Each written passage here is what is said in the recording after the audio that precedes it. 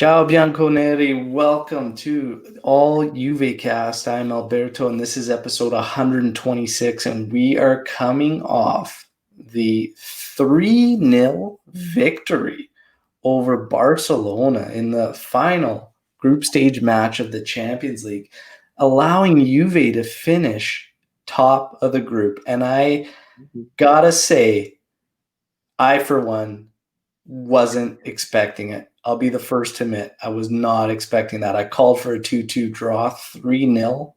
Unbelievable. What a day. I had to watch it while at work. There was clients around. They weren't sure what the shouting was about. I didn't really care because this made me so freaking happy. Joining me for another round on the All Juve cast is Ahmad. Ahmad, how are you doing, my man? Oh my God! I mean, couldn't be any better. 3-0 Barca. Messi was pounding, someone's pocket, but we'll talk about him later. So, Man, amazing day. It's always fun, but man, after matches like this, it's special, man. I'm glad you get to join me with it, and I had to bust out the Champions League trophy today. And it was so funny. I had a little banter there. Another Juventino, actually one of the Calcio guys coming at me saying, you can't touch that thing, man. It's bad luck. It's bad luck. Man, I'm touching it every single Champions League match from now on because the universe, man. And this is the kit. This is the kit. Moving on for Champions League, I will be wearing. All right, got to keep it rolling. But no, this was incredible, man. Absolutely incredible. So it's funny leading up to this match because we had Juventini on both sides of the fence as we were hearing about the lineup and what we could possibly see. De Ligt rested, and a little bit of a mix there. And everybody's thinking, why is he not playing? And then you had the discussions. Well, we're already qualified for the knockout rounds. Okay. This particular Champions League, whether you finish first or second, there's tough opponents in the mix there. So I don't think it's nice to finish top of the group for us, I think, from a confidence boosting, morale boosting sense. Okay. Still have possibilities of getting a very, very tough matchup, but it's a bit better hidden in that top group when you look at it overall. But yeah, so you had Juventini on both sides of the fence. Rest guys, so that because we're already qualified, and let's focus on Serie A, where we have to try and turn over this 6-point deficit and keep the pressure on the leaders. For me, again, I just saw this as a match where we had a lot to gain from a team standpoint and a growth standpoint for the project and Pirlo and these young guys. I said leading up to it, he's been starting to kind of find his way in terms of personnel and how to utilize them. But we needed to just put together some nice momentum as far as the W's and the backs. This, I wanted them to treat it as a measuring stick match. We know what Barca did to us when they came to Turin. Let's see if we have grown. Let's see where we are today. Let's see where we stand. Let's see what we can do. And I was all for this lineup when I saw it, which was Buffon, Danilo, Bonucci, De Ligt, Sandro, Cuadrado, McKennie, Arthur, Ramsey, Morata, and Ronaldo. I loved it. I said, yeah, let's go for it. My one question mark was Ramsey, and if it was going to play as a true trequartista or if we would make that midfield three, because it's no secret. A lot of us Juventini have said the midfield three helps us from a stability standpoint, and you can alternate who attacks from it. That's exactly what we saw. It was fantastic. Buffon facing a lot of criticism for getting the nod in net. The amount of disrespect this guy gets is incredible. It's absolutely incredible. I loved hearing Pirlo talk about him after the match, but we'll get to that, the after effect. But I wasn't concerned really about Buffon whatsoever. I was just more, let's see how the team approaches this match. Let's see if we can overturn the deficit and just see what happens. See if we can at least pull a victory. pull some out of the hat. What I expected was a 2-2 draw. Ahmad, I want you to talk about the lineup, your thoughts on the lineup when you saw it, and what your expectations were out of this match. So I was a bit on fence, prior to the Torino game. We saw a bunch of just horrendous performances, players looking disinterested. I mean, Bonucci, shit show, excuse my language, from Bonucci. Pirlo being more relaxed and not being on the touchline. You saw that there, De La Mole kind of get to Pirlo like we were talking about, and you can see him more like on the touchline, scream at his players, tell them what to do, and then there was more leadership. Like the team was there. I'll be the first to say, Buffon, our club legend. I was a bit, because I like to, especially with Champions League, I think it's more of a momentum kind of competition. So I thought Chesney should have started initially before the game, but I'm glad that Buffon did, right? And then when I saw that Rabiot wasn't on the bench, I was not starting, so it was Ramsey, Arthur, and McKinney. I was fine with McKinney because I thought he's been our N'Golo Kante-esque player, that he's just like I've told you, like our janitor. So we needed someone covering up because sometimes our defense could slip, and having Cuadrado and having Bonucci, who are a little more suspect on the ball, it's nice. You need someone like that. But then when you have someone like Ramsey doing the dirty work, and then Artur putting in tackles, that's amazing. But coming in, I didn't think Artur was going to be doing that. I didn't think Ramsey was going to be doing that. I thought they were a little more on the attacking side, as opposed to the defensive side. I mean, and then I thought going into the game, Dybala should have started just for a confidence booster that let's see him put in a good performance against Barca, and then maybe we can get the Dybala of last year, moving forward. He didn't start. He came in towards the end, but I thought this is the best game we've played under Pirlo, aside from maybe the first game that we played. Yeah. Well, I was also on the podcast, so maybe I should get on the podcast more. Yeah, we might have to do that, and everyone from this point on might just have to deal with it becoming a panel for the podcast, because man, we're getting results when Ahmad's on. So, geez. Or maybe maybe we just make you a co-host, and that's the way we fire it up. Hey man, let me know. So with the lineup, you're absolutely right. I mean, there was a section of it that you could argue looks a little unbalanced. But for me, McKennie was a lock. Like I 100%. love what the kid brings. He's got so much energy. He's a ball winner, but he's not scared to get involved in the final third, and he's got just the right amount of technical ability. And Sandro, I'm really it's what I was saying at the start when Pirlo brought forth this system. This is the system we last saw the best Sandro in. The best Sandro we saw was in a 3-5-2 type of setup where he can have that freedom to move up the pitch. This is what we want from Frabotta. I think, when we were all getting hyped about Frabotta, this is what we wanted. Like, I hope he took notes or something. This is exactly what we want from yeah. Frabotta. And at the back, I mean, Danilo's been steady, man. He has been steady this season. Our most consistent player, maybe. Yeah. And it's just this lineup, it made sense to me, and I was all for it. Let's get to the highlights in the first half. Really, I like the way we started. There was a good hop. The first couple minutes were a little cagey, just a little back and forth. We coughed it up in our own end. Barca was kind of buzzing around, but not really getting a sniff of anything. We did really, really good to close the space down and not give them time to seek out these passes or anything. 8.5 minutes in, we get some great ball movement, really, really fast out of the back from Bonucci and whatnot. And then we work the ball in to one of the wings. It finds its way up front. Danilo ends up attacking space, and he gets a ball laid out in front of him, and he takes a hard shot that drifts wide. But again, the ball movement was crisp, fast, decisive. I liked it.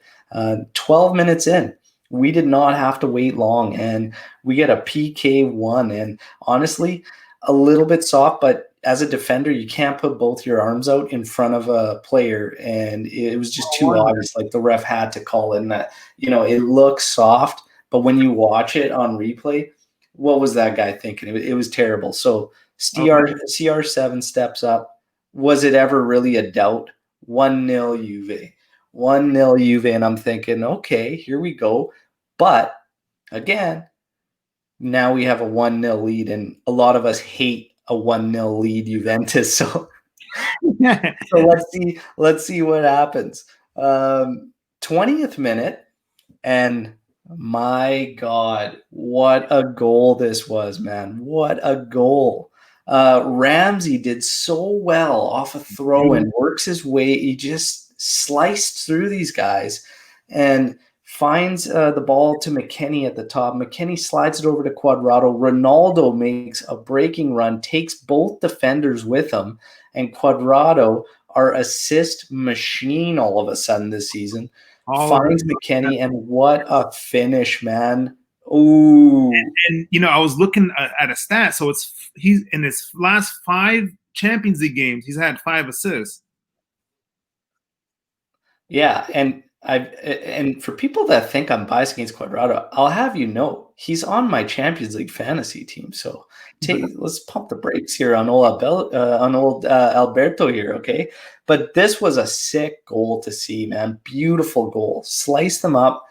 I loved everything about it. And Weston McKennie, oh man, this guy is growing into a beauty. Even his little Christmas video things for Juve, like the guy's just he's just a good dude. He's one of us. It's literally like watching one of us play for Juve. It's hilarious, man. Man, it's crazy. You watch Weston McKennie. It's like this guy is like charged with batteries or something. Like he was everywhere. It's crazy to see the amount of space this guy covers, and he's always moving. He's always on the move. It doesn't matter offensive, defensively. He's making himself available, and he's always trying to fight to get that ball back. His awareness is just something we haven't seen. I mean, since when we had that midfield of Pogba, Vidal, Marquinhos. Yeah. So like it's like almost getting the gang back together, or like a V2 of the gang back together. Except Vidal can fuck himself, but everyone else. Yeah, it's McKennie's been an absolute treat, and I've said it for a while now. Like for me, the guy's got to be in there. Shortly after this 22nd minute, and man, GG with a great diving save on Messi, man. Like this guy can still get down quick, man. What a save. Unreal save. 24th minute, shouts for a handball, but it ends up not being a handball. Hits the Barca player on the thigh there. There's no call, but then we still work the ball around. We end up getting this header that just goes over the bar, and you're thinking, man, we're still going. We're still going. I like it. 30th minute, and you see a bit of a shift from Barcelona. And you see Koeman trying to make an adjustment in order to help restore balance in the middle of the park, because he was losing it. He was losing that battle in the midfield. And what he ended up doing was shifting Messi forward. He ended up shipping Griezmann over to a wing. I think Pedri ended up going to the opposite. And he brought another player in back to try and balance it out, but it really didn't do anything. It was the same thing. I could only think of him trying to do this to restore some balance in the midfield, because Messi was kind of is supposed to technically kind of be that third in the midfielder, but he was having it wasn't having it back there. So they tried to take him out of there, move him forward, and shift everything around, but it didn't really do anything. They got a bit better after that, but 35th minute, they get an opportunity, and Buffon again is there stopping Messi. And we kind of cruised into the half with this 2-0 lead. And for me, towards the end, like I said, Barca started to kind of get a little bit more. We still looked good, and our passing was crisp, fast, and we were coming back at them with counters. Unfortunately, the counters kind of faltered near the end. But at halftime, I was ecstatic. I was so happy. I was happy with everyone's performance. And the only thing for me was, let's not become solely counter-attacking for the rest of this match. Like, let's try and bump up the possession, because after that 30-minute mark, when he did make that shift, we did start to lose possession quite a bit, and we were getting sloppy in our own final third with possession. So I was like, let's just be a little bit smarter and sharper in possession. But other than that, I loved it, man. What were your thoughts at halftime, Ahmad? And on the point of when Coleman made the tactical decision, right? You saw Messi getting more involved, trying to make those famous Messi cuts, and McKinney stopping him a few times, but you saw them getting a little more dangerous, and I'm like, but you know what? Halftime came, we were able to kind of put it through, and I was like, I haven't seen this Juve. Like, I don't know if this Pirlo got, in my head, Pirlo got it right. Formation was right. I mean, sucks to be, Kulusevski or Dybala at this point.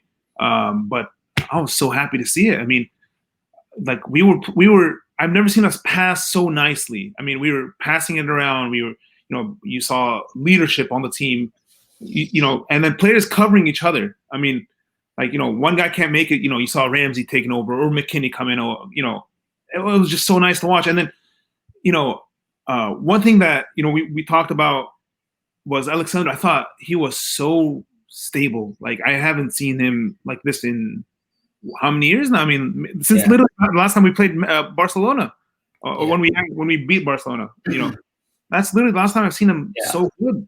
So I was ecstatic, to be honest.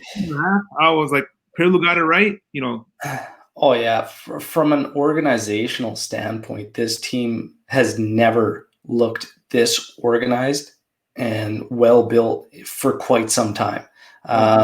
Like, the organization was incredible. What I really loved was how much I heard Gigi Buffon yelling directions, calling for over-the-shoulder checks, telling players to calm down in certain areas to not give free kicks away. Like, I heard him the entire way through. It was amazing to watch, man. And then you throw that saves, and it's one of the things at the top. We kind of talked about the lineups and whatnot, and Buffon getting some criticism for being in there. I did have one slight concern, and the only reason was we know he was coming back from a knock. So it was like, man, I don't really know. Like, he's just coming back from a knock. That was the only thing I was thinking. However, I don't think it's coincidence that he plays this match. Also based on the fact that we just had what we're all hoping is the turning point against Torino. And Bonucci spoke to this locker room talk at halftime. And I honestly, I feel Buffon was one of those guys involved. He would have to be. If the leaders had a talk and Bonucci shared everything, and I'm sure Chiellini, I'm sure Buffon, I'm sure all these guys were in there talking about that and just telling, what these guys need to do and where they need to be, and that they need to start hitting their potential, because there is quality on this squad, and a lot of it. There's a good amount of quality. We should definitely be seeing much better than what we have so far. And I think it's, I just don't think it's coincidence that Pirlo backs it up with Buffon the following match as a bit of a statement there. So that was another thing I loved and noticed out of the first half, was the command from Gigi at the back. And you can tell Buffon, I don't know, I mean, maybe studying some Messi film or something, because it's like, we all know that he's up there in age. He's like 42, I think. Yeah. And so it wasn't really athleticism. He was just his smarts. Like, he knew where to stand when Messi had the ball. So it looked like more of a direct kick, but when in fact it was Buffon's positioning. It was only that one, diving save that we talked about earlier, that, that we saw that's the super Gigi that we all love. But it was more of his smarts that that boggled my mind. I thought this guy he knew Messi's every single step. And like, when he was shouting at Bonucci, shouting at Danilo or Matthäus, like, that he was telling exactly, Messi's moves were memorized.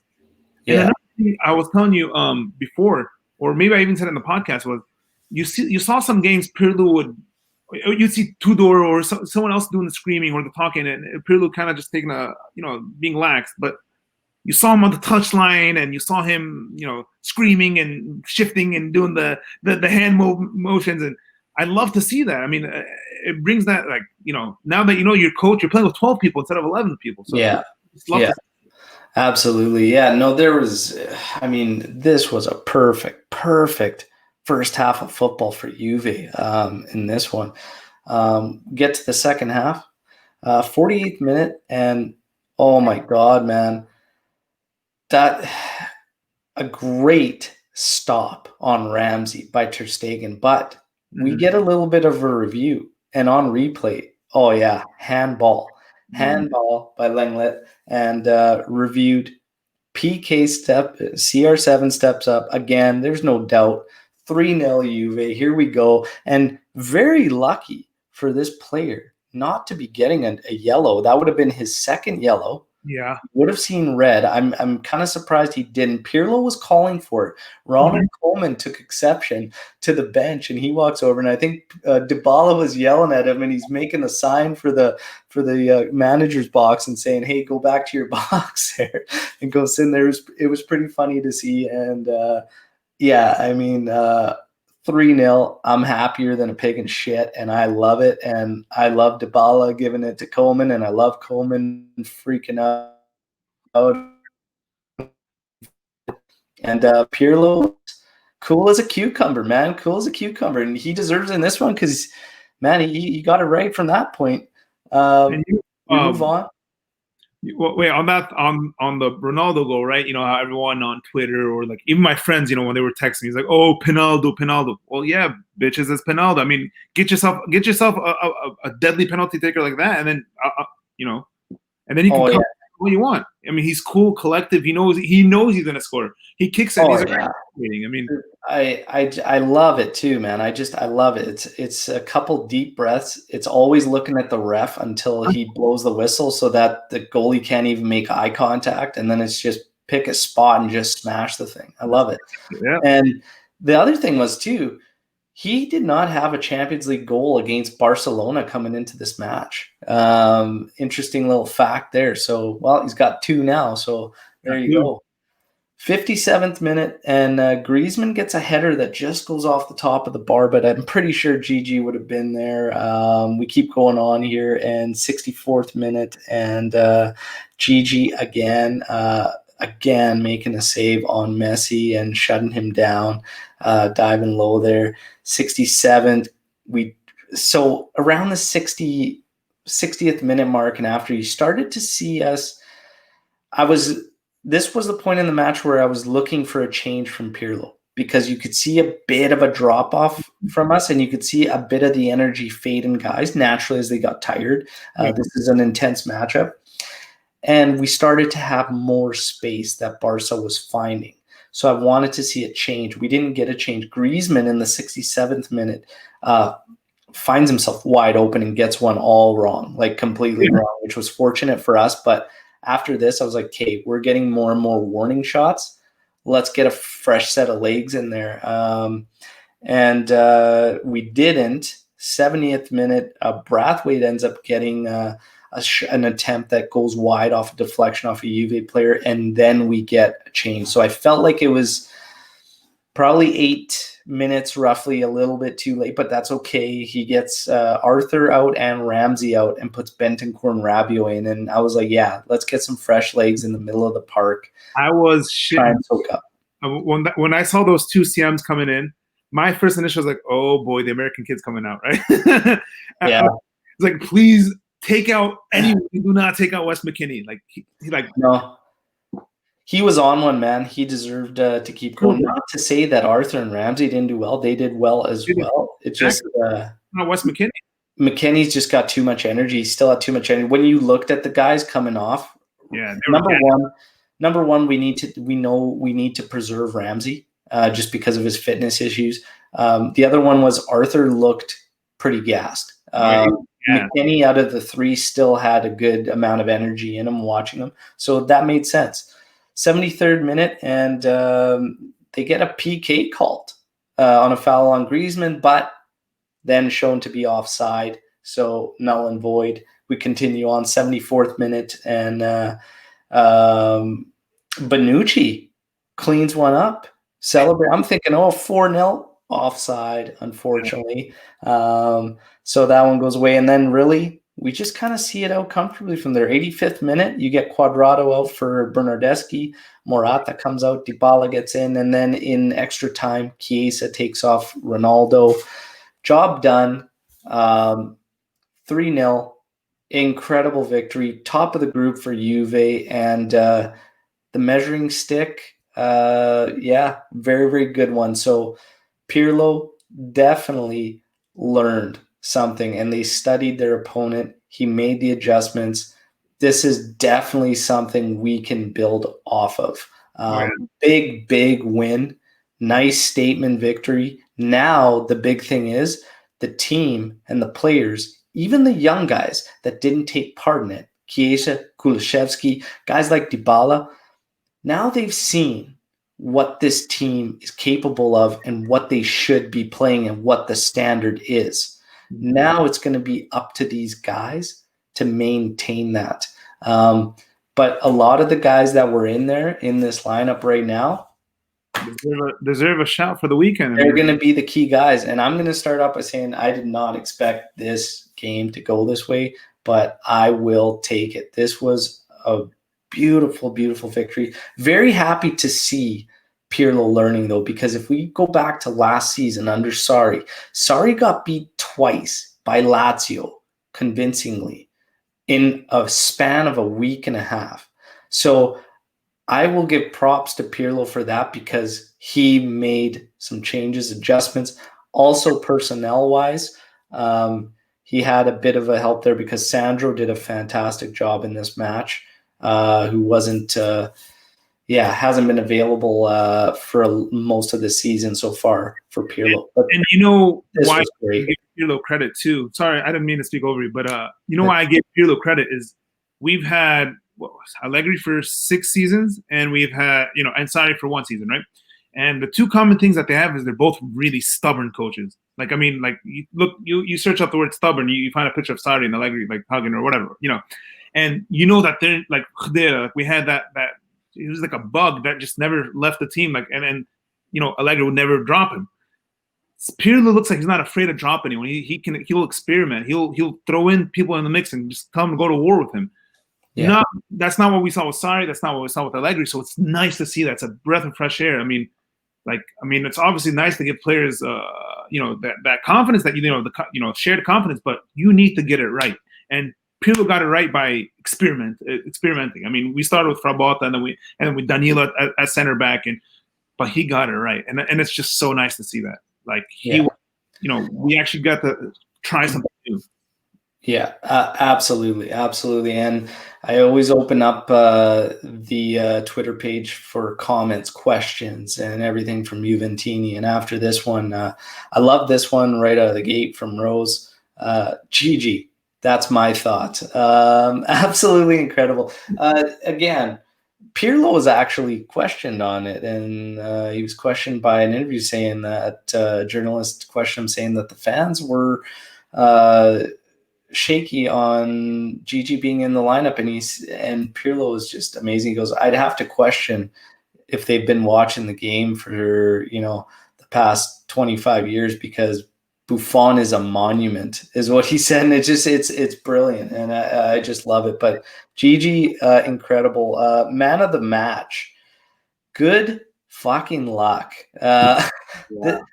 Honestly, I didn't have anybody less than a 7, to be honest with you. And if I had to go between 3 guys, Buffon, McKennie, and Ronaldo, and take your pick out of any of those 3. But honestly, I'm going to go one step up and just give the entire team man of the match because it was an incredible team effort.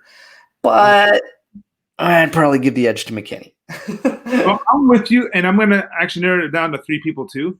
I thought the team played, and that's McKennie, Quadrado, and Buffon, right? And like I've been hyping him up the whole time and telling you he's has batteries, and someone fueled him up, and you literally saw him on every corner. Like this guy, if he were to empty out his pocket, you'd find little Messi coming up. Like he literally cleaned Messi out. Like what was it, 3 times? Like Messi would come and try to cut him in, and then you see McKennie just kind of swiping around and just getting the ball back. So like, and then on the offense, what a beauty of a goal. I mean, oh man, and such a sick goal. And you know, I'm not here to say that he's better than Conte, but what Conte can't do is distribute the ball like McKennie can. You know, Conte's quick, but his ball distribution is nothing like McKennie's. Yeah. I'm not saying he's better though, not yet at least. But No. what a show from McKennie! What a show from McKennie! Keeping it on McKennie. McKennie he's just such a well-rounded, balanced player. That's why I think he's got to be in there. And it's funny because another one at Juve, Zach, you know, can the Americans start all of our matches? A lot of the stuff we get, a lot of the questions we're getting this one is lineup related, you know, and it's just, for me, again, we look at how rounded of a player McKennie is. And just on my last podcast with Graham there, we got into Bentancur and Rabiot playing together and how you could see it's just not a fit. It's not a fit because they're too similar. Right? Mm-hmm. The way you make that work is by throwing a third one in there. And I think in that last match, I spoke to it on that podcast, but Kulusevski was intended to probably be the creative one out of those three. Yeah. However, it wasn't working. It was probably the worst I've seen Kulusevski, definitely since he joined Juve. It was such a poor match from his standpoint. So I think it fell apart there. McKennie, he gives you that stability while still not having to sacrifice creativity or offense because he's willing going forward. He will do the dirty work and he'll make himself available and he'll attack in the area. Headers. He scored his volley today. Like he's an animal. He's driven. We need that energy. That's the kind of energy the rest of the team can build on. We have a couple guys that are these plugs, these energy guys. Chiesa's another one when he's on one. He's got a tremendous amount of energy. Ronaldo brings that whole team thing around too. His energy. Morata, a little bit unsung today as an unsung hero, but incredible hold-up play. He was spectacular. He was running at defenders. He was taking guys on 1v1s. He was taking fouls for the team when we had to in the holdup when we just couldn't quite get there to support him quick enough.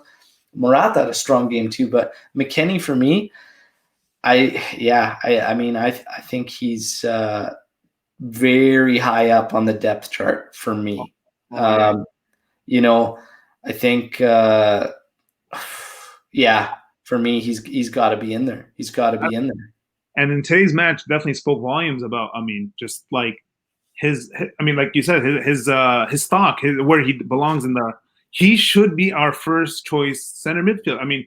Him and Arthur bona fide. Like you set that in stone, and then you work around. Whether it be Bentancur or you want to get more creative, Kulusevski or maybe even Dybala. I don't know. Pirlo and the guys upstairs can work that out. But Arthur, McKennie is. Don't touch that. Like let's keep that. Let's run with that. Yeah. Because it worked. And then Cuadrado working with that midfield was nice because they always seem to have found each other. Like with those diagonal passes, not diagonal passes, those like those thread needle passes towards Cuadrado and Cuadrado, them working together and them always finding Cuadrado towards the last fourth of the field, and then Cuadrado always crossing it through or whatever have you. So I think those three work beautiful together. So but I don't know if Cuadrado's age will allow him to start every game. But Chiesa could do the same thing as Cuadrado. Like you said, the energy guys, right? And Chiesa has the crossing ability of Cuadrado. And Chiesa will cut in more. So there's a lot to work with, but it's promising. For the first time in a while, I'm excited now. Yeah. Well, that's the thing, right? Is we've had, that first match against Sam, which was great. Had some another one against Cagliari there, which was good, strong, but you've had a lot of frustration in between. And then you get this, and it's like, this is what we are expecting. And I think we're right in expecting that based on, again, the players that are on the roster. And it's something that Juve's been battling with now, really since Allegri's last year, which is the players we have should be doing more. We should be getting more out of what we have, you know. Otherwise, you really have to question why our payroll is that high if we can't match that of like an Atalanta, or, you know, or these teams that have significantly less payrolls than us and are outplaying us by miles. But today we see what we should be. This needs to be the standard moving forward that Pirlo holds this team accountable for, that Bonucci, Chiellini, Buffon, these guys, Ronaldo, hold these other players to that standard. Yeah. And McKennie, man, yeah, unbelievable. If anybody would have expected that from Not this me. out of nowhere signing in the offseason, geez, man, this guy's a baller. He is a baller. And again, keep it in with the lineup questions, because this is where it really was going in this particular match.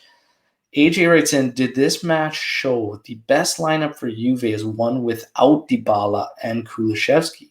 Both of them don't have clear positions and are hard to fit in the team. So, man, this is an interesting one. So I think what it shows us is something that I've been saying a lot as I've been watching Pirlo's Juve, and Pirlo's Juve is very dependent on where and who plays together. You're going to get a different match. Like, we know these two guys, Dybala and Kulusevski, cannot coexist. I said this on my last one. They cannot play at the same time. They take each other's space. They both try to play the same way. It doesn't work. Dybala and Ramsey create issues for one another. So for me, you've got a bit of an issue right now. I honestly can only see Dybala playing if Ronaldo's out of the lineup, because if you take Morata out to play Ronaldo and Dybala up top, neither one of them plays the way Morata does, and they lose that focal point, and then it becomes too much drifting. So there's an issue there. If you play Dybala as one of the three and he plays slightly ahead, we lose the stability of a three-man midfield, which today showed we need three-man midfield, because Ramsey did not play how he typically does, which is very well advanced. He was starting from further back, which went a long way for us. It worked a lot better for us. So you run into an issue with Dybala where I honestly, if this is our setup, I only see him playing with Morata. And man, and if Pirlo doesn't look like he's switching to a 4-3-3 anytime soon, so I think it's going to be very hard for Dybala. I think Pirlo will continue to play with Dybala and Ronaldo up top occasionally, but right now Dybala's got a lot of work to get in the lineup. As for Kulusevski, I could see possibly doing a bit better playing as one of those midfield threes that could advance, that could play from out of there. However, he hasn't really shown it, and it's completely different than what he came to us from, which was a standard 4-3-3, where he would play just slightly ahead of the two, or as a right winger, cutting into his left. I see it being a struggle for the other two because they are well behind the pace of what the lineup is. Like, when you look at Dybala and you look at the forwards, CR7's not going anywhere, and Morata is just on one right now. So I find it very, very hard for Dybala to get in there. He's going to have to put in some serious shifts, and he's going to have to be able to do it without Morata in the lineup, and show that he can work this two up front with Ronaldo. The other thing is, if we ran our midfield today the way we did, with Ramsey starting mostly at the back, maybe, and he can kind of bring it forward and play, maybe that would keep Dybala a little further up and assist. because the involvement we got out of the midfield, and McKennie would probably help too in being able to keep Dybala up. If our midfield ran the way it did today, Dybala might be doing a bit better because he wouldn't have to fade down and drop down so much or whatnot. So there's still some question marks there that make this very, very hard to answer. But currently, as a best lineup, well, Luca writes in, I want to hear your best 11. Everyone healthy, considering form, who is your go-to for a big game? So I want you to answer AJ's question on, what you think about Dybala and Kulusevski fitting in, and then let's get into Luca's best 11, everyone healthy.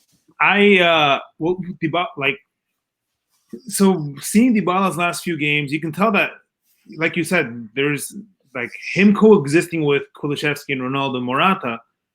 Just everyone was like clumped up together in one space. Like they're all trying to occupy one space and no one could really get it. And at the end of the day, it's Ronaldo that's going to have to pull something out of a rabbit hat so it just doesn't work. I mean, as much as I hate to say it. And then Dybala still doesn't look like he's 100%. He just looks rusty. He looks heavy, not heavy as in fat, like his steps are more heavy or something's up. It's not looking nice with Dybala at all. That being said, I still do consider him the future captain of, once Bonucci, retires or whatever have you. But at the time, he needs to be putting some more, serious shifts. He needs to be doing more and then another thing you said, with the 3-man midfield, like we saw him with Allegri. Remember when Allegri would put him like almost as a box to box and that would frustrate the hell out of everyone. I mean, it was horrible. And that just doesn't work with him because he's an offensive player. I mean, he's going to do basic defensive work, but he's not meant to do any of it. So, and with Pirlo's system, it just doesn't work. I mean, maybe if you put Rabiot, maybe Bentancur McKennie. McKennie starts 100% now. McKennie and you can't do McKennie and Artur because then Artur is, his defense is also suspectable unless he plays like he does today. You would need to put McKennie and like Rabiot or McKennie and Bentancur for Dybala to get that space for him to do whatever he has to do. It does pose a bit of a problem, though. It's tough to get him into this particular setup, right? And you want to get him in, and it's just, it sucks. I mean, it's like almost like what back then with Inzaghi and Trezeguet. I mean, it's a little more deeper than that, and you had to kind of, it's one or the other, and then, Trezeguet ended up being the club legend, and Inzaghi, the hell with him, right? But sometimes you have to take those sacrifices. I mean, maybe unless they could find a way where they have two legitimate pivots and give Dybala that free roaming position that he loves, where he does minimal defensive work. But then you need two wing backs that are also going to be pushing back more than pushing forward. I mean, Cuadrado, you, and maybe a lot of other people on Twitter, his defense is not the best. No. And so that hurts us. But Alexandro, on the other hand, puts in a good, defensive force. So maybe, just maybe, with that whole dynamic, yes. Kulusevski, I still think he needs to grow in. I mean, like you said, and last year with Parma, his best, where we saw him the best was at that 4-3-3, where he cut in or where he was given absolute freedom to do whatever he wants. Or with Sweden, when we saw him in the international break. It's like, the ball was just given to Kulusevski, and he just did whatever he needed to do with the ball. But, you can't do that with Juventus. I mean, we're a big club. It's not even about a big club. It's a team, it's bigger than Sweden. I mean, Sweden, you only have like a few hitters, and then so Kulusevski has that freedom to just kind of get, it's like practice when, the best player asks for the ball, and you kind of do with that. So they need to figure out Kulusevski, and I'm not too worried about Kulusevski because he's still 21 or 21, yeah. So there's still a while to figure him out whether Pirlo adapts to 4-3-3 or not. But at the wing back, it just doesn't work. I mean, especially because he drifts wide. He drifts too wide. Even when he's Cam, he's still drifting wide. Yeah, It's gonna be tough to get those guys, and I think Kulishevsky's really gotta do something because he's behind the eight ball with Chiesa, in my opinion. Chiesa's ahead of him. Quadrado's still ahead on that side. Sandro's ahead on the opposite side. So if you think about this, if Kulishevsky's going to be playing as one of those wing-back roles, he's way down on the depth chart no matter what side you look at. Because I even have Bernardeschi ahead of him, to be honest. Maybe even Frabotta. I mean, maybe even Frabotta. I mean, Frabotta. Well, yeah. Regardless, we're already talking about 4 guys he's behind if he's going to play in that role. So now that turns it into him becoming either one of those 3 out of the midfield, maybe playing more as the Ramsey that can get up there and create. However, I've seen both sides of Kulishevsky, and it's very strange. He's got moments where he's brilliant, and you see this technical genius, and then there's times where he can't even settle a standard pass, or he's running in space and trips himself up. Like, oh my god, it's frustrating, right? And he looks a little clumsy at times. I think he's going to have to work his way into one of those 3 that can advance, because he's well behind as one of those outside wing backs. And if that's going to be where Pirlo wants to play him, he ain't going to get much time, which would really suck because we want to see the guy grow. I really see him behind. Dybala, we know what he's capable of. He's got to get to it. He's got to sort it out. It's up to him now because the other guys are thriving. So this system, this setup is not going to change. It's not going to go anywhere. It's up to nobody but Paulo Dybala to bring the Paulo Dybala we have grown to love and admire and want to see. So it's in his hands. Luca's question, and it's part of AJ's as well, is, you talk about, does this show the best lineup? Luca wants to hear best 11, everyone healthy, considering form, who's your go-to for a big game? So in goal, despite Buffon's brilliance, and it's Szczęsny. Szczęsny's the number 1. Yeah. The back line is where it gets interesting. So everyone's healthy. Everyone's healthy. Right, everyone's healthy. So for me, De Ligt should be in the heart, right in the center. Bonucci will always occupy that space, I think, in Pirlo's mind. And Bonucci has made a bit of a shift here in this approach, but I still need to see more of it on the pitch. De Ligt is in the heart. Danilo for me. 100. I can't believe you're saying this. 2020, like all this crap going on, and the weirdest thing is Danilo's a center back, and he's good. Like how? It's wild. Hey, I'm putting him in there. So we have De Ligt, Danilo. That other spot becomes very, very interesting for me. If everybody's healthy, I do have a tough time not putting Chiellini in that spot if everybody was healthy. But Bonucci, if he can pick up the defensive elements of his game, I like the Bonucci I saw in the second half of Torino. I like the Bonucci I saw tonight against Barcelona, but can he do it? Because he was on such a downward spiral.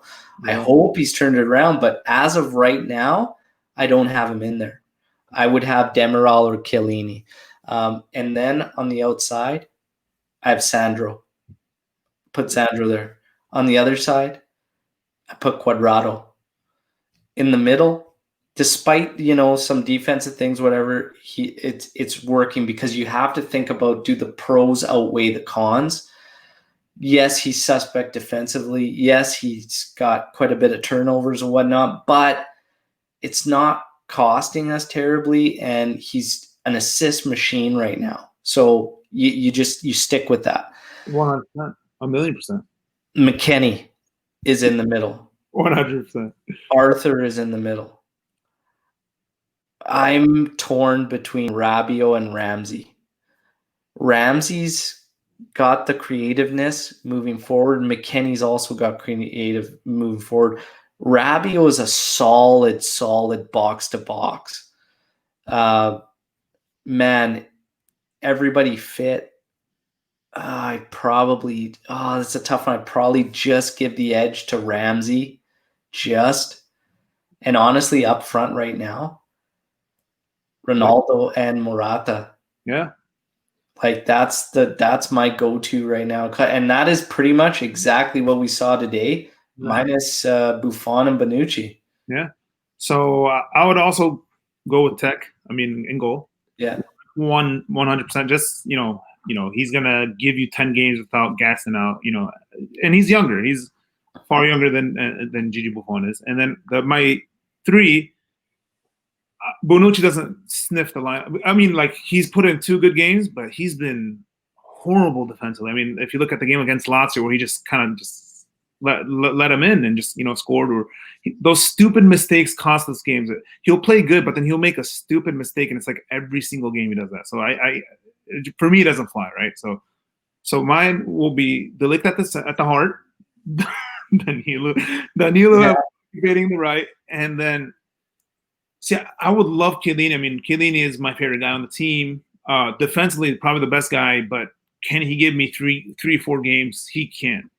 And I feel like we always look at De Ligt's age on paper, but not his age here. This guy is like 45 up here. This guy's a leader amongst men. So I don't mind him playing with Demiral and manning that back being Demiral, De Ligt, and Danilo. Because Danilo's still gonna do the distribution and stuff. He can do that, and then the other guys will do whatever they do, the dirty work, right?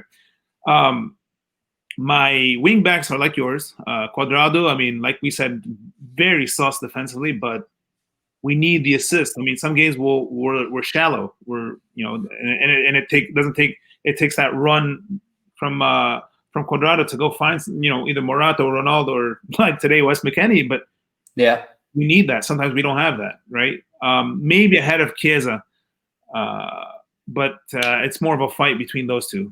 Because I agree with what I saw from Chiesa. I mean, like he will shred that midfield like crazy. I mean, like even today, like when Serginho Dest and Alba was tossed out of the game, or Junior Firpo, they were trash. They were very bad today. And my head was like imagining just Chiesa being, and we talked about this off camera. Yeah, my head was imagine Chiesa being there, right? What would have happened? But Cuadrado still gets the nod for me. Yeah. Alexandro on the other side. So last year Bentancur was my favorite player on the team. Yeah, I thought he was fantastic. At times the only player that was interested. But it's just not the same anymore. Like he's not Bentancur of last year. He's fallen behind. He's fallen behind the. I talked about it on the last one. I think he's low man on the totem pole in the middle. And that's so sad to see because he literally displaced Pjanic last year on our lineup, and it was like a total displace. It wasn't like something like. So I don't know if I can give it to him. I would love to give it to him. I mean, like this year's jersey, I actually put Bentancur on the back, thinking that this guy's gonna come and explode and be in the conversation of the top 5 midfielders in the world, but it's just not there anymore, right? Rabiot, I won't give it to either, just because Rabiot sometimes you feel like his legs sometimes just feel like they're like cement, they're like, and like he gets a little slow and just messes up. So Wes McKennie, and everyone can get at me because I'm American. Listen, I'm American, Lebanese, and Brazilian, so you get at me all you want. So Wes McKennie definitely starts. I mean, after today, no one deserves it more than him. Yeah. Arturo on the other side. No, on the other side. Arturo, the more creative role. And Ramsey. I mean, Ramsey's more. Ramsey was able to create and cover Wes McKennie or whoever needs to be covered. I mean, he put in a great defensive shift. Yeah. That's hard. I mean, and that sucks because I want to put Dybala in, and I know Dybala could play, but then that would axe Artur out of the lineup, and Artur is what we were screaming for last year. When we wanted that creative. Yeah, you can't put him in right now. It sucks, but you can't right now. And to be honest, like I'm fine with it. Yeah, I mean, to have Dybala coming off the bench is it is what it is. But I mean, if he wants to get back into the starting 11, he's got a lot of work to do, man. He's got a lot of work to do. And I've always said that, and I said I want this club to have competition for the positions, every position. You need to have competition. You need to keep these guys hungry. You need to keep them going. One of the nice things about these young guys is that guys like Sandro will have that guy on his heels right now. Like Chiesa's raring to go, and he's right there. Like, hopefully keep them sharp and keep them steady and focused. This is the thing with this game that like sticks out to me so much is the level of focus that they had. There were some areas here and there where some mistakes happened. We let a little too much space in behind a couple times, but that's going to happen. That's just the natural ebbs and flows of a match. But the focus was like razor sharp. The passing was crisp. The tempo, the pace at which we were passing the ball, we would see it and we would move it. We wouldn't like take that extra touch, take that or like hum and haw about it. It was like boom. It was decisive. It was sharp. They were ready to go, and everybody was on it. I got to stay true to what I've always believed, and Dybala is no different. And it's, you've got to earn that starting spot. It shouldn't just be given. And he's got work to do. But those are our starting 11s in a go-to clutch match, and they're. Let me add this though, because my friend was talking to me about this actually, because I was talking about Dybala and stuff like that, right? And he's like, "Well, Dybala, you can play him as striker instead of Morata."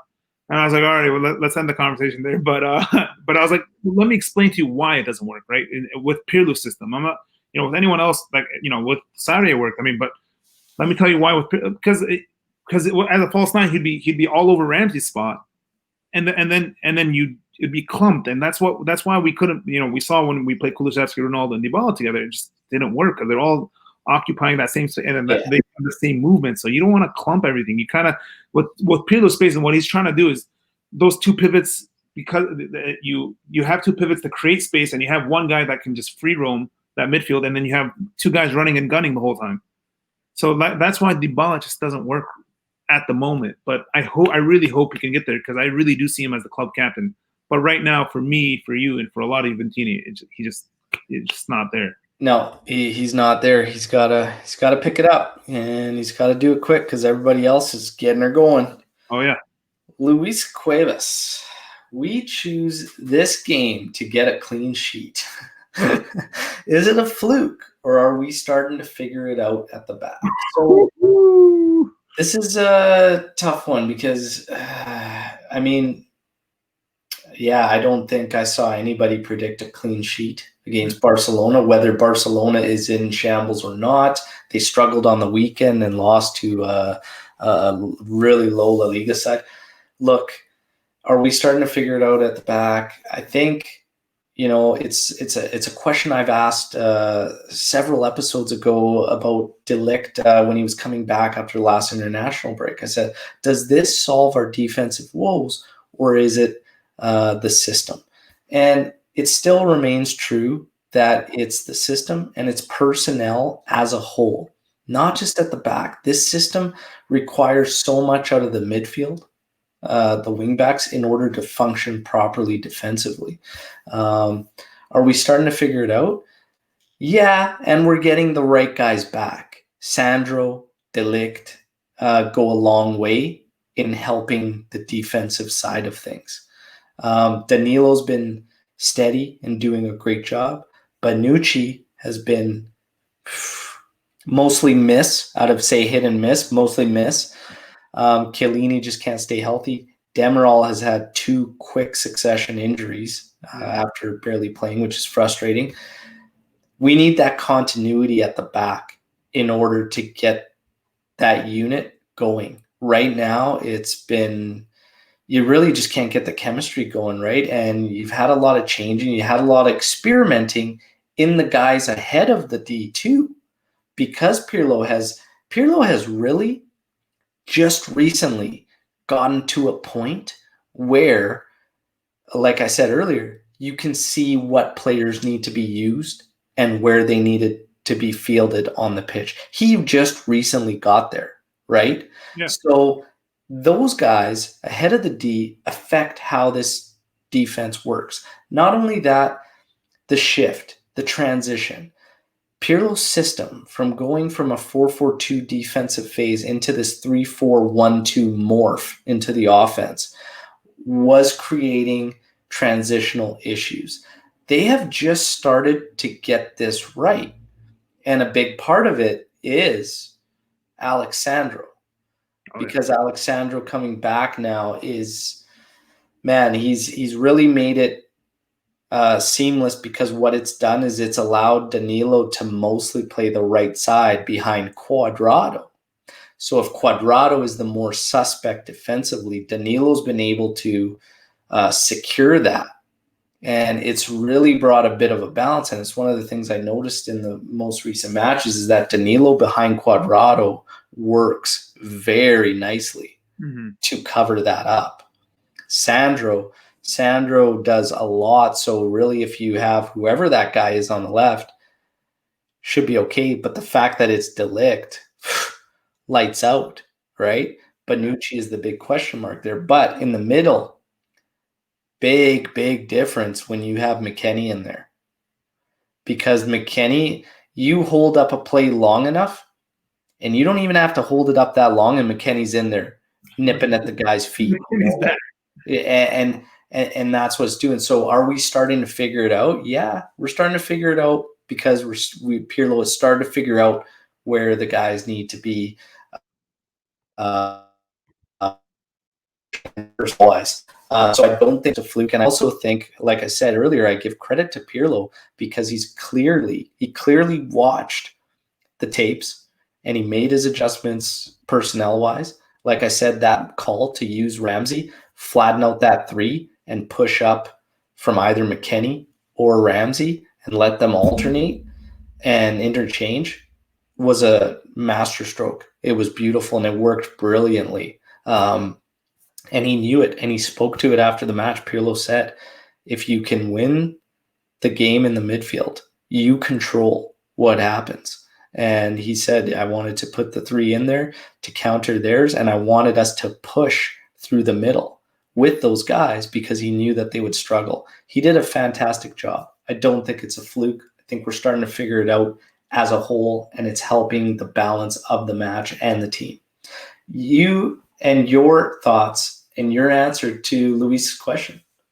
Yeah, and it also comes down to, like you said, the personnel, but the team psychological, right? Psychologically, you saw when players like Buffon who coming down the Juve hallways is like the big man in charge, like, not, you know what I'm saying, like the club captain while not wearing the armband. When he's on the field, players are going to take more respect for that. Or, when he speaks, like you can tell now in the halftime that he was speaking and you saw Pirlo more vocal and players talking to each other, and they got it right. I mean, the right 11 are playing with each other. Maybe Bonucci, like, I don't know if maybe I'm a little too harsh on him, or he's a little sus, not sometimes, a lot of the times, but for the most part, they got it right. I mean, and when it's too much pressure, you see a McKennie kind of running down and going for the ball like he did today against Messi. So, So it's that perfect chemistry, it's that perfect mesh of players that Pirlo got it right. Pirlo took chances. Pirlo, not like Allegri and Sarri did. Pirlo was able to sniff out what needed to be done and go for it. I mean, I was calling for Pirlo already, not being impressed with him, but no, he didn't. He was able to experiment. He was able to go out and see what 11 mesh, and he got it. Another thing is, like you said, Alexander coming back is huge because on one wing Cuadrado is a bit iffy defensively, so you kind of need Danilo to shift over there to the right. But having Alexander on that left clogs that lane, and it's big, it's huge because Alexander defensively is a lot better than he is offensively, but it's huge. It's like a brick wall because then it's him and then De Ligt and Bonucci, So it's going to be kind of impossible going down. Well, that's our left, so they're right. It's going to be hard to go. It's going to be hard to go down. So and you're always clamping on it. And then if that doesn't happen, you have a McKennie kind of running down the lane, just trying to clean mile 7. So they got it right. They got it right, and I'm happy to see it. And and it's still even from the day that Pirlo signed with us from Milan, right? It was so weird seeing him with the Juve crest, and then him now coaching Juve. I just feel like it's like a bigger L to how they regard like Pirlo as their legend, but he's our legend. So like I love it's just like a story that keeps on giving, And then one day he Scudetto with us as a coach, and he won Champions League. It's just amazing to see. So it's awesome, man. It's great. And Milan, I mean, they've been known to be pretty rocky on their legends. They did the same with Pirlo when he joined Juve. I mean, they did it to Maldini, for Christ's sake. So it's like ruthless, man. I don't know.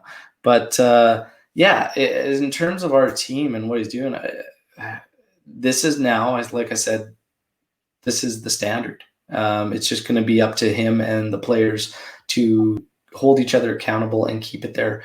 The big question, too, is going to be playing teams that don't play open like Barcelona did, right?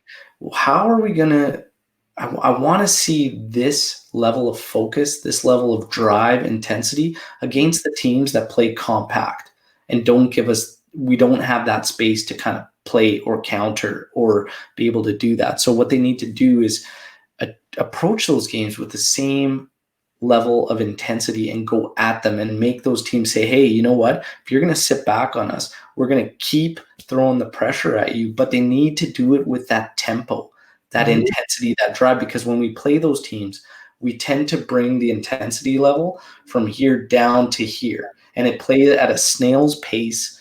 Everything's labeled, everything's slow. No, I want to see them go out and say, okay, if you want to sit back, you want to park the bus, we're going to ask a lot of questions constantly until they get gassed, and then the mental errors happen and we break through and we find them, right?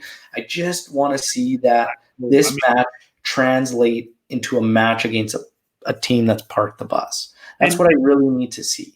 And maybe those are the games that call for Dybala and Kulusevski, right? Like Dybala, a full attacking player that's just going to keep penetrating and keep going, and Kulusevski, that energetic guy that's maybe even we'll shift to a 4-3-3. I mean, we saw last year with Dybala, he was, he kept going, like he kept penetrating, or like Higuain, like as much as people want to say that he missed hitters or whatever it was, but Higuain's a great penetrator. Higuain will attack the defense at all costs, as Dybala did in different ways. So maybe those are the matches that call for Dybala. Maybe that was the match that calls for a 4-3-3, and then maybe we can actually see a Kulusevski down the left or down the right, and Dybala as the false 9 or whatever it is, and Ronaldo at the left.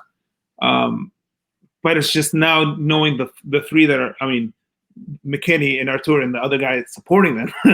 But maybe then now Pirlo can actually shift, because if we're gonna keep playing the same lineup, I mean, at some point you're gonna, we'll get exposed, right? I mean, it happened to Sarri's Napoli towards the end. I mean, they kept on playing the same lineups, they kept on playing the same, putting in the same subs, and we don't want to be like that either.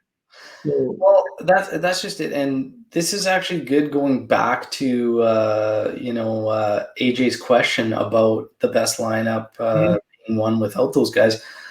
I said Pirlo seems set on this formation, but it's going to be something that will be interesting to see if he does make an alteration setup-wise just to get these guys going and comfortable. But right now, the way I see it is, if you have the majority of the guys going, I don't think you can break it up for the benefit of a few.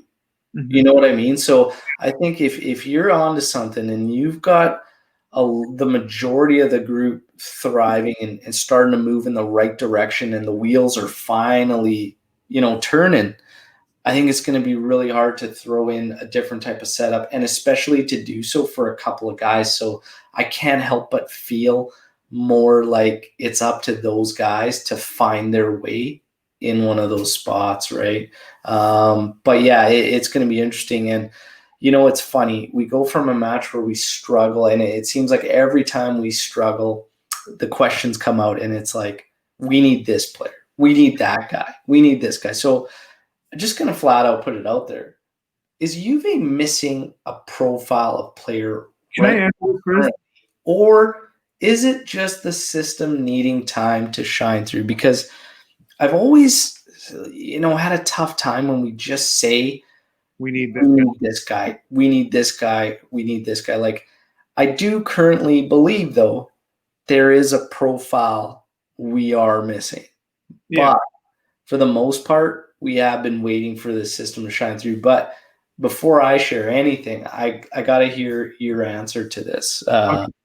So on the profile player, I mean, we all, before Cristiano Ronaldo came, we were like, we need that killer. We need the guy that's going to come and score us games and win us games. And if the game of football is 11 people, and one guy won't change the whole team because it's a collective thing. I mean, we for crying out loud, we have the best player in the world. You know what I'm saying? So it's not about a player, and it's not about one guy changing. I think we have for crying out, we have Dybala coming off our bench, Bernardeschi, Kulusevski. I mean, Chiesa? What more do you need? What more players do you need? Bentancur, Rabiot. So it's not more of a profile player. Maybe a defense to, because Chiellini and Di Maria are not always health-wise, but not a profile name. I don't think it's more about that. It's more about the adjustment period. Like now, Pirlo's been in charge for 2 months and a half, 3 months. Now things are clicking. I mean, we saw the Torino match. We were on it, right? I mean, we were ready to go to war for our coach. So it's not more about a profile player. I think we've gone past that. We've upgraded everywhere. I mean, Chesney's bona fide himself as a top 10, maybe top 5 goalkeeper in the world. I mean, De Ligt, top 5 center back, easy. Ronaldo, top 1 player in the world. So it's not more about a player. We need this specific guy, or like the whole summer talk of Hossam Aouar coming in and he's gonna be the Messiah or whatever it is. We're past that. We're a big club like Juve. We're not like we're not an Arsenal or Atletico Madrid-esque club. We're bigger than that. Where they actually might need that one guy to take them above.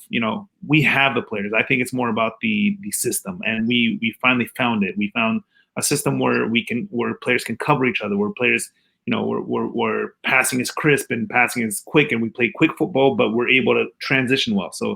So yeah, I mean, that's my answer to it. So for me, I do think we're missing a profile, a set of characteristics, a set of traits when I look at this team. I think we are very close to complete. I just need someone in the middle that will shoot the ball, that's not scared to take those hits. Another player in there, same thing, a shooter, but a guy that can pick out those passes. So when you play in a match that isn't open and a team closes off, a guy that can sniff out that defense splitting passes. I still think we're one guy in that middle area that needs to drive the ball at defenses, that can not scared to take a hit from range, that can make these splitting passes. So watching this match, even in a match where everyone excelled, look at the guys in the midfield. Ramsey did well, but it's when he's closer to goal in the area, whatnot, but he doesn't have a range of passing that's long, right? Like he doesn't make those type of passes, right? We need someone that can really open up the field for us, that could really cause issues for defense, that could see those, right? And the other thing is guy, and we're all thinking of the same guy. I mean, well, no, there's a couple guys that can do this. But the thing is that we need that. I think we really do. As I watch Arthur have a solid match against Barcelona, the one times it crumbled for him again was that forward pass. He tried to make a few in there, and he's not getting it. He doesn't have it, and it's just not for everybody to be able to pull those strings. Arthur does great in terms of being calm, cool, and collected on the ball, holding off the defense or the opposition while he maintains the possession and gets us moving. But again, that's a whole nother element, and we just don't have that player. And I know where you were going to go with it. And for Christ's sake, let's just talk about it. Okay. Oh, wow. Okay. Yeah. I'm full of surprises there, Ahmad. Don't worry about it. So Pogba. Okay. So here we go. This discussion, it makes me laugh. I also think a guy like Locatelli could do that. Okay. Locatelli is great, man. I think Locatelli could do that. I think Aouar is a little bit different because he's more of that driving player out of the kind of guy. He'll shoot. He's got good pass, but he's not from that longer range pass. I think we need more of the passing range, but a guy that can still shoot. Locatelli, I like because he will shoot there. The Pogba thing is interesting. It's very interesting because Paratici even had an interview after this come out, and it was just today, and he said, he goes, no, we love Paul. He goes, we love Pogba very much. We're well aware that Pogba will not be free. And I've been telling people for this for a while now. It's funny to joke about it and think about Man U losing him twice for nothing. But, and it would bring me great satisfaction to think that Pogba came to us at 800,000 and went back to them at 100 and some million and then ends up leaving them for free. I would love nothing more. Okay. But it's not going to happen, man. They can't. It's going to cost. So Paratici was very interesting. He said, we're very aware that it will not be for free, and we're very aware of the price it will cost to get Pogba. So they've been in on this and for a while, and I think it's a big reason why Paulo Dybala does not have his extension as well, because it's going to be a player of that caliber that's going to have to go in order to make it work. So it's getting interesting. But of course, this question comes up with Mino Raiola coming out and saying his time in Man U's done. He gets benched today. Ole Solskjaer talking about, Pogba needs to just making comments about the whole situation and pretty much putting it back on the player. He scored though when he came in. Did he end up scoring? Yeah, I think he ended up scoring. Let me check because I could have sworn. The thing is, here's the thing with Pogba that I find interesting, and I put it on my Buonasera Bianconeri episode. You have Juventini on both sides, and it's aggressive. It's either hell no, why are we paying these wages? Like, what's going on? Or you have those that are like welcoming him back with open arms. So where I stand and where I see it is the finances I'll leave up to the club. That wage is going to be really, really high. If we're talking like 15 mil, 12 mil, it's tough.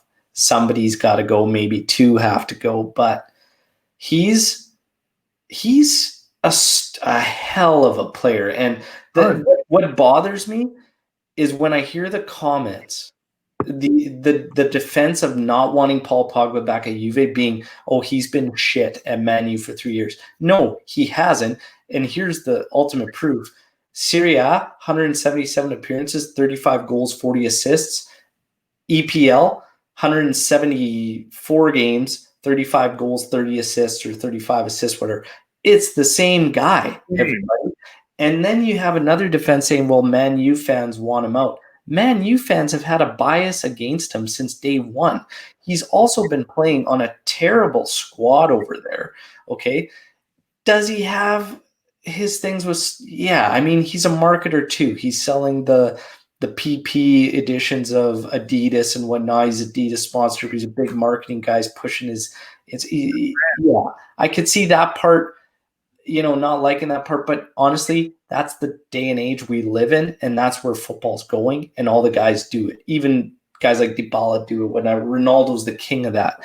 But to disrespect Paul Pogba as not being worthy, somebody brought me a great question, okay? Antonio, who's been a guest on this, my bro from Scotland there, man, this guy's a beauty, but he pulled up the 2015-16 roster.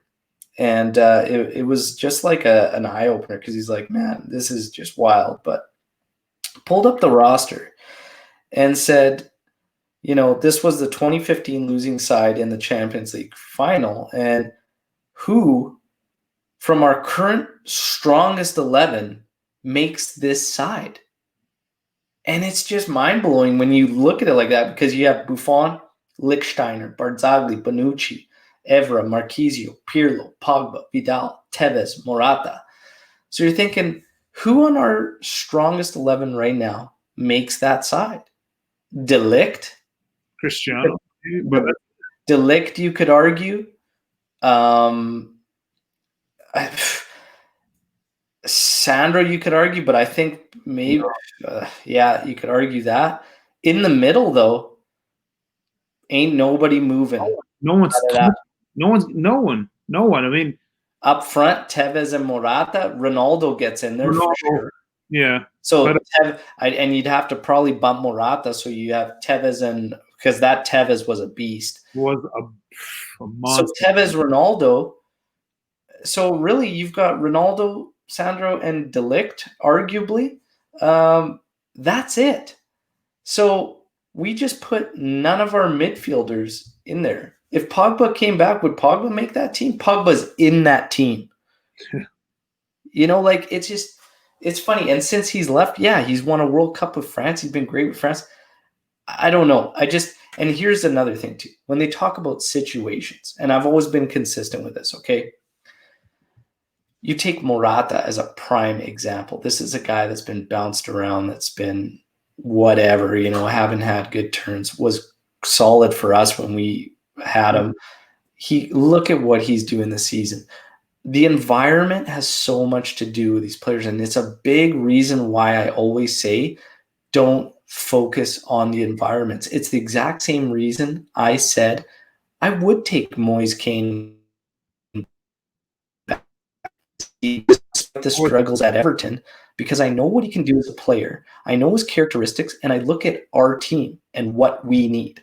So if I look at Pogba, I think about the needs, what we need. I think he'd fit, and I think he'd be solid and be huge. Morata was the same thing. He was like out of nowhere. It's like we're getting Morata, but when I thought about it, I was like, this is great because he's quick. He's got legs. He's balanced. He's good technically. He can hold up. He's aerial threat. He can shoot. Let's get this guy. Like, fantastic. As opposed to older guys, right? And it's just, again, what our team needed. We've been slow up at the top. Bringing in a guy like Dzeko, or even Suarez is a killer, but he's slow, So it's just like we needed an injection of pace up front there. So when I look at the Pogba situation, I think the same thing. I think bring him back. Look at the team. Look at the characteristics he has. Look at the traits and abilities. Does it fit what we need? I think it does. 100%. So would you take Pog back? Hell yeah, I would. 1,000,000%. I mean, then you kind of have that guy who's gonna stand with Wes McKennie. It'd be a shoot. It'd be 100% on the so Pogba's goal. So he shot the ball, but it deflected off a defender, so they didn't give it to him. So that's what it was. I know this report came out on international break. I just never got a chance to talk to you about it or talk to anyone about it. But Morata saying that he probably doesn't see himself ending his career with Juve, or he wants to end it with Getafe. Yeah. I know, like, I kind of shook up some people, and it's like, oh, but we're giving him a chance, but like that doesn't mean I don't know. Maybe it didn't come off as him saying like I'm dipping. I mean, to go from Juve to Getafe, you need to maybe lose all sorts of like. No, I don't look too much into that because, I mean, whatever. He's going to finish off wherever he wants to finish off. I just thought of it as this guy just wants to finish there, right? It's not I didn't take too much out of that, really. And Alvaro's always made it clear how much he loves Turin and Juve, and obviously met his wife there and everything. And it's close to his heart. We have that, and you could tell in the play this guy's driven and he's happy. But It's going to be interesting. The Pogba thing it's interesting, man. I love the discussion. I love seeing these Juventini just so torn up. I get into it with my buddies like Albert and Graham all the time. I love it. I absolutely love the banter. It's good no matter where you stand. But for me, it's Pogba coming back, man. Like I would do it. I would do it. So wait, I have another question on that. I'm so sorry. I didn't mean to cut you off, but I saw this so much on Twitter, and I put it on my notes, and I just remember now to bring it. Would you swap Pogba for Dybala? Just straight up swap them. Dybala packs his bag and goes to Manchester. Pogba comes back home to Turin. It breaks my heart to think of that because, like, it's a huge possibility. I like the ideas of having the next Bandiera, and I see Dybala in that way, but he's just not cutting it. I mean, would I do it? You're Paratici, and you have the keys are in your hand. It's tough because right now, where is Dybala's value? Yeah. You know what I mean? So if you look at this, where's Pogba's value and where's Dybala's value? If we were able to do that in a straight swap, and people need to really think about, like, listen to me here because everybody knows how much I love Dybala. But if we looked at it and saw how much, like, at the value, like right now, Dybala's values, it's down. He's really got to turn it up. He might not be able to in this system. He just might flat out not be able to. Yeah. If the swap is there, it'd be hard for Juve not to take it because I still say we're that guy shy in the middle of the park, to be honest. And would I do it? It's too hard for me to answer, man. I can't do this. Like, it's toying with my heart, man. I couldn't do it myself. I mean, like I said, Pogba is like, I mean, I sound hypocritical because I was all about saying, like, we shouldn't see the guy that we need. We have our guys, but Pogba would be the next step. So, it would be an upgrade on the guys that we have. The only reason I would say, like, if we're talking right, like in January, like swap, the only reason I could say no is because we have no alternatives at forward, like as a true forward up there to play as one of those two, because the other guys we have are all wingers. So logically, on a straight swap for them, I would have to say no, just based on the fact there's no coverage for there. If we had coverage at the forward position and that swap was out there and Dybala was playing the way he has been lately, shit, it's still tough, and I still don't want to answer, man. It is too hard. It is hard. I mean, I saw it was almost 50-50, if not like 51-49 or something like that. Like, dude, that's a really, really tough one, man. That's a tough one for a poll question like that. And like I said, if we had more alternatives in the top two forward positions outside of Morata, Ronaldo, and Dybala, I know people say Kulusevski can play up there like he did at the start, Sampa, but I'm not sold on that. And honestly, it's a tough one. Without the coverage in January for that swap, I'd probably say no, man. If it's a summer and we can bag a forward, tough. It depends on context. Where does Dybala finish the season as opposed to where he is now, right? Yeah. Right now, fresh in people's mind, it's really easy to be like, oh, yeah, okay, no, we're doing that. We're bringing them in. But logically, with the forwards, it's a tough one, man. That's a tough one. But, man, what a question to ask. Jesus Christ, that is tough. That's tough. But, man, here we are wrapping up what was a fantastic match to recap. So much great discussion and the great questions that these Juventini asked. I thank everybody for all the comments, questions. And don't worry if yours didn't make the podcast. I've got the nightly episodes of Buonasera Bianconeri. I will answer more questions and get to them. If they didn't make the pod, don't worry about it. You'll be featured on one of those episodes. And we've got Genoa coming up on the weekend. We are 6 points out from Milan. And on the road, Genoa. What do you think? How you feeling about that one, Ahmad? Do you think this one's enough to now turn the tides? Do you think that Torino match was the one to turn the tide for us? I think so. I mean, the players look confident. I mean, like you can see it in their eyes almost. You know, like they, especially today. I mean, they A sense of belief has skyrocketed, I think, after today. like you can. It's in the air. I mean, Yeah. it's even the way Pirlo, like I've been saying all podcast long, even the way Pirlo's been coaching, where he's on the touchline and screaming and commanding, because you saw a lot of times he'd be back, or like the crap that Sarri would do on a stupid notebook and just be, stand back. No, but you see that he's with the team, like his heart is like there. So we found it. We found it. So I'm saying 3-0, another 3-0 get victory. Ooh. Yeah, I mean, I'm going 3-0 Juve. So back-to-back clean sheets. Back-to-back clean sheets. I like it. Yeah, I think Juve will get the job done. I think we're turning the corner, and I don't see us backing off of that. And the reason I don't is because the one thing with Pirlo, he's always had the players on his side.